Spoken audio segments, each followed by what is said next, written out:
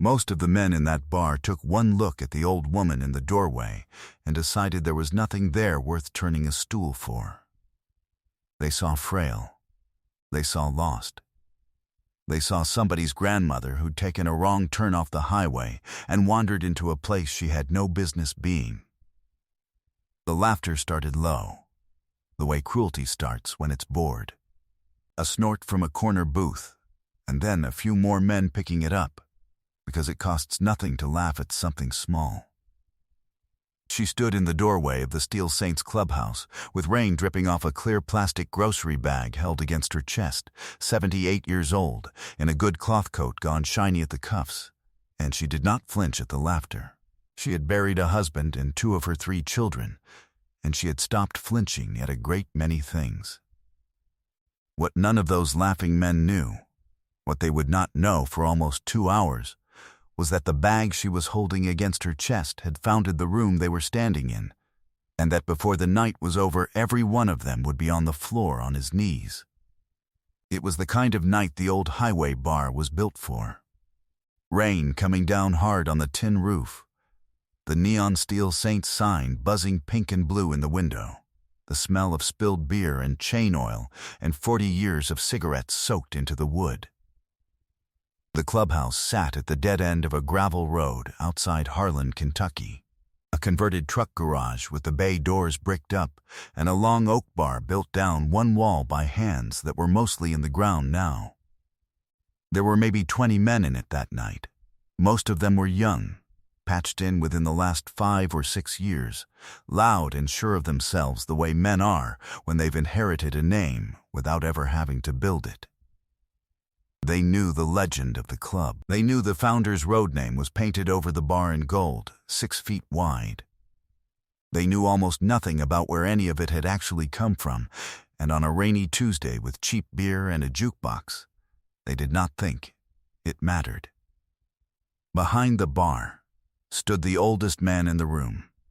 His name was Walt, but everyone for 30 years had called him Whitey, for hair that had gone the color of ash back when these young men were still in grade school.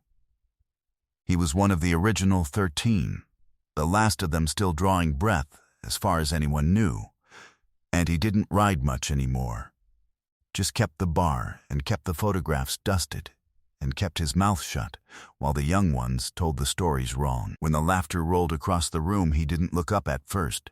He was rinsing a glass. He figured it for the usual nonsense. Before we go any further, before you find out who that woman in the doorway really was, do me a kindness and hit subscribe, and drop the name of your town down in the comments. I read every one of them, every night, and I want to see how far this story carries. Wherever you are in the world, put it down below. Now, back to that clubhouse in the rain, because the loudest man in it was about to make the worst mistake of his life. Her name was Margaret Calloway, and once, a long time ago, men a great deal harder than the ones laughing at her now had called her Maggie, and meant it like a prayer. She had married Earl Calloway in 1968, when he was a wild-eyed mechanic with grease under his nails and an idea that wouldn't let him sleep. And she had been beside him in 1985, when he and 12 other men he trusted with his life had founded a riding club on the principle that no brother and no brother's family would ever go through a hard thing alone. She had sewn the first patches herself, all 13 of them, by hand at her kitchen table, 3 nights running, because there wasn't money for anything else. The rockers, the center patch, the little number under each man's name. The leather was thick as a Bible cover, and the needle didn't want to go through it. And by the 3rd night, her fingers were wrapped in strips of an old dish rag, and the patches had a few spots on them that weren't dye. She had pricked her fingers bloody on that heavy leather, and she had not complained once, because she believed in the thing her husband was building. For 40 years, that club had buried its dead and raised its orphans and shown up, every single time, for anyone wearing the patch she'd first stitched in her own kitchen. Earl had died 10 years back. Heart. In his sleep. An old man at last. And Maggie had gone to the funeral and watched 200 motorcycles follow him to the cemetery, and then she had stopped coming around. It hurt too much. A clubhouse full of a man who wasn't in it anymore. The men who'd known her drifted off or passed on, one by one, until only Whitey was left, and the new ones came up not knowing there had ever been a Maggie at all. She kept Earl's original cut folded in tissue paper in a cedar chest at the foot of her bed. His first one. The one she'd sewn, and tonight was his birthday. He'd have been 81, and she had sat alone in that house with his photograph and decided that the cut did not belong in a chest. It belonged with his club. So she had put it in the only bag she had, an old grocery sack, and driven the dark, wet roads out to the dead end she hadn't visited in 10 years. An old woman alone in a good coat, to give her husband's brothers back a piece of their own history. She had not expected a welcome. She had stopped expecting much of anything. She only meant to set it on the bar and go home. She did not expect the boy. His road name was Diesel, and he was 26, and he had been a patched member for 8 months, which in his own mind made him an authority on everything the club had ever been. He came off his stool with a beer in his hand and put himself between the old woman and the bar, grinning, playing to the room. "You lost, sweetheart?" he asked. "Bingo's down the road." A few of the younger ones laughed. Maggie said, quiet, that she'd come to leave something, and tried to step around him. He stepped with her. He reached out and flicked the plastic bag with one finger, like a man teasing a dog. "What you got in there, Granny? Your medication?" The laughter got louder. Whitey, behind the bar, had stopped rinsing the glass. He was looking at her now, at the set of her shoulders, at the coat, at something in the line of her jaw he hadn't seen in a decade, and the color was draining out of his old face. Diesel was enjoying himself too much to notice. He took the bag right out of her hands, the way you take a thing from someone you've decided doesn't count, and held it up over his head out of her reach while she said, "Please, give it back. Please." A couple of the older heads in the back booth weren't laughing anymore.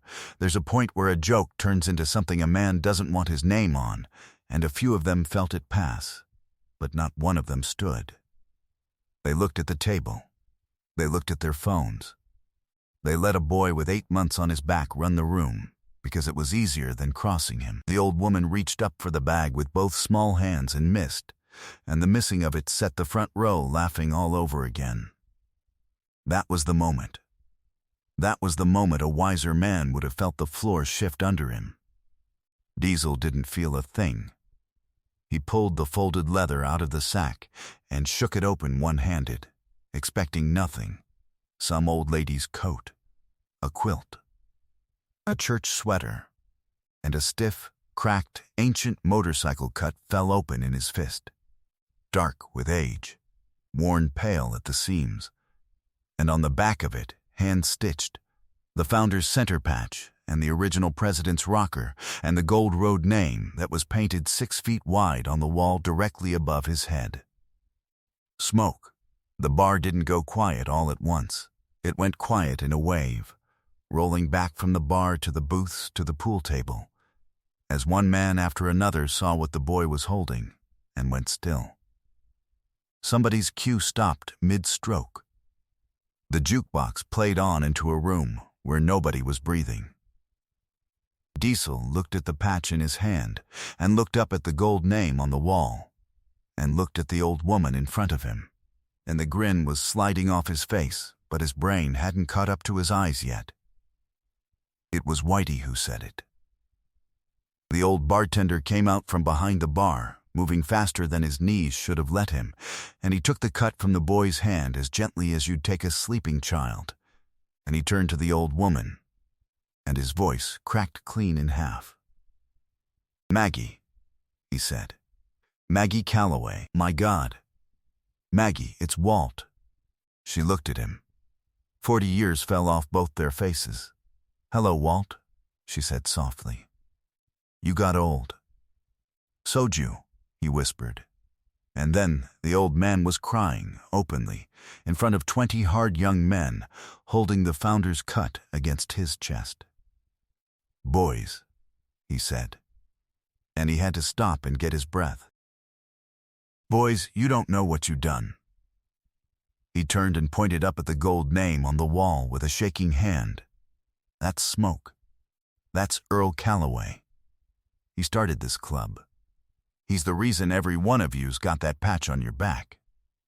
Then he pointed at the woman in the wet coat. "And this here is his widow. This is the woman that sewed the first 13 cuts with her own 2 hands at her own kitchen table. The one I'm wearing. The one over the door. Every patch this club has ever pinned on a man started with her." His voice broke again. "And you laughed at her. Nobody in that room moved. Nobody breathed. Diesel was staring at his own hands like they belonged to someone else. Whitey wasn't finished. He turned back to Maggie and his old face crumpled. "We didn't know you'd come. Maggie, we'd have sent the whole club to your door. Why'd you stay away so long?" And the old woman finally let go of the thing she'd been holding harder than the bag. "Because he was here," she said, and her chin trembled. "Everywhere I looked in this room, he was here. And he wasn't. And I couldn't." She stopped. She pressed her lips together the way she'd done at the funeral. "It's his birthday today. He'd have been 81. And there's nobody left who remembers his birthday but me. So I thought his jacket ought to come home, while I'm still able to bring it." She looked around the silent room, at all the young strangers wearing her husband's dream on their backs, and she smiled, small and sad. "I didn't mean to make a fuss. I'll go on now." She turned for the door. What happened next, the men who were there have never been able to tell without their voices going rough. It was Diesel who moved first, the boy who'd laughed loudest, the one with the most to be ashamed of. He didn't say a word. He came around the front of her, and he got down. Onto both knees, on the beer-stained floor of the clubhouse, in front of an old woman in a wet coat, and he bowed his head so she couldn't see his face. Then the man next to him went down. Then 2 more. Then, like something giving way all at once, the whole room, 20 grown men, leather and ink and 40 years of borrowed legend, sank to their knees on that hard floor, every head bowed. The men from the back booth who hadn't laughed knelt anyway, because they hadn't stood up either, and they knew it. The jukebox finally ran out. In the silence you could hear the rain on the tin roof, and one young man somewhere in the back trying not to make a sound, and failing. The only people left standing in the entire clubhouse were Maggie Calloway and old Whitey beside her, with her husband's cut pressed to his heart. "Ma'am," Diesel said, and his voice was nothing like the voice he'd come off the stool with. "I'm sorry. I'm so sorry. I didn't know." He looked up at her, and there were tears cutting down a face that had been sneering 10 minutes before. "Don't go. Please don't go."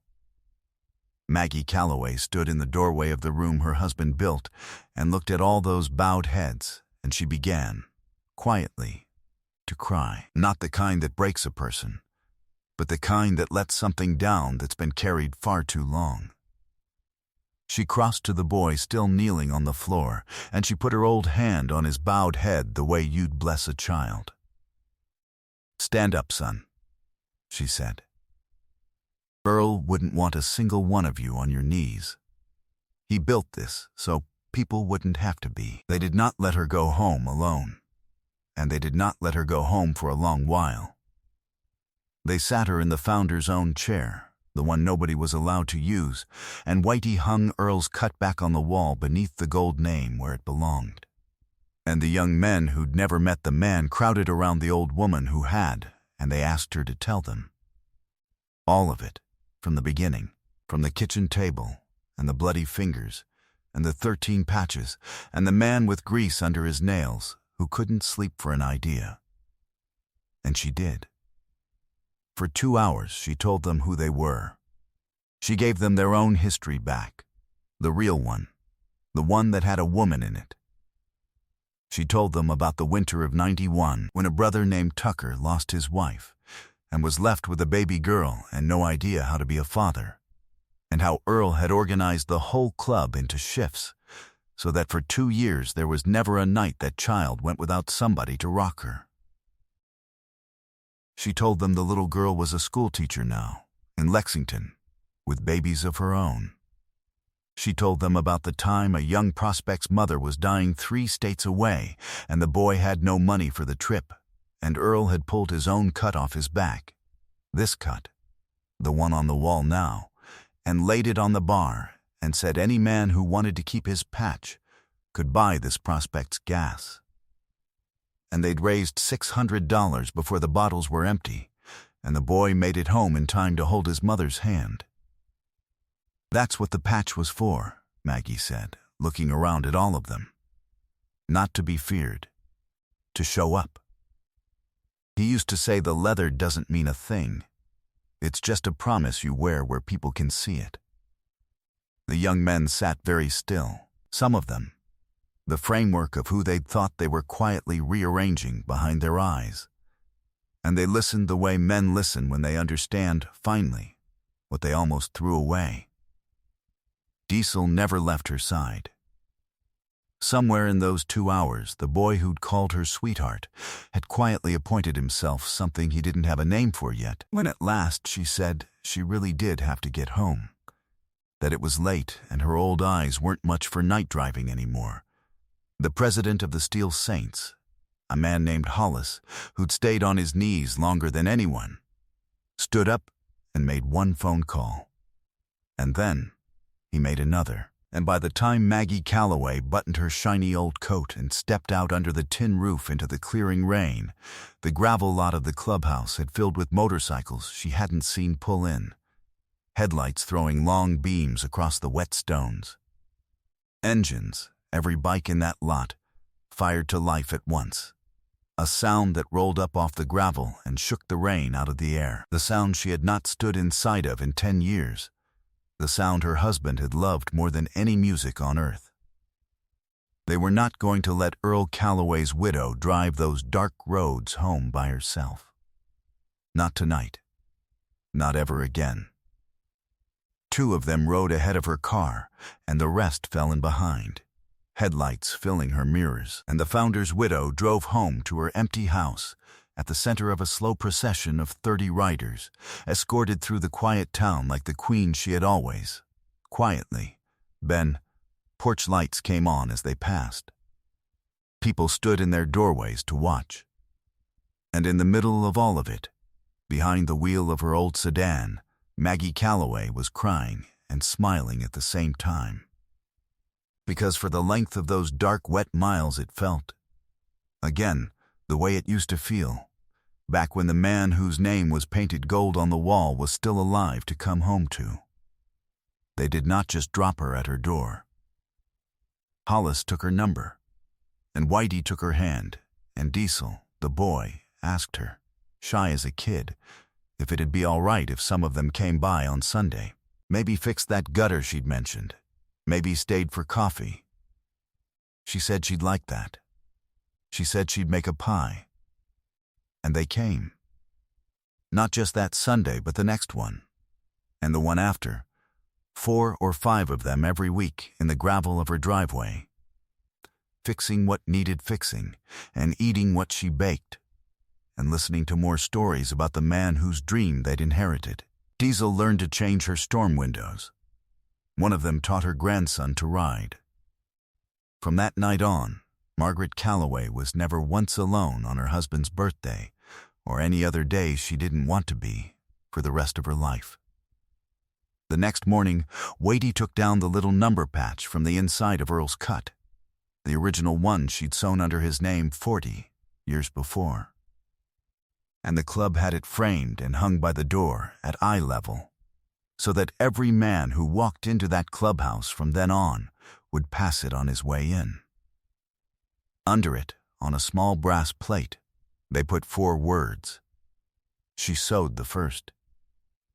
People think a club like that is built out of leather and steel and noise. It isn't. The leather wears out and the steel rusts and the noise fades down the highway and is gone. What a thing like that is actually built out of is somebody nobody noticed.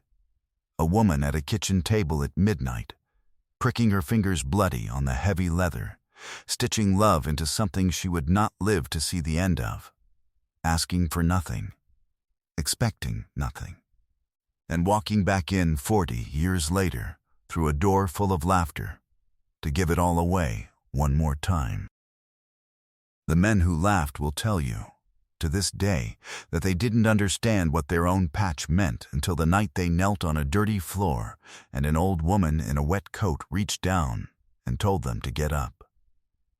If this one reached you tonight, if you believe the people the world overlooks are usually the ones who built everything that matters, hit that like and share it with someone who needs reminding. Subscribe so you never miss the next story. And do me one thing down in the comments. Tell me where you're watching from, and tell me about somebody in your own life the world laughed at and never should have.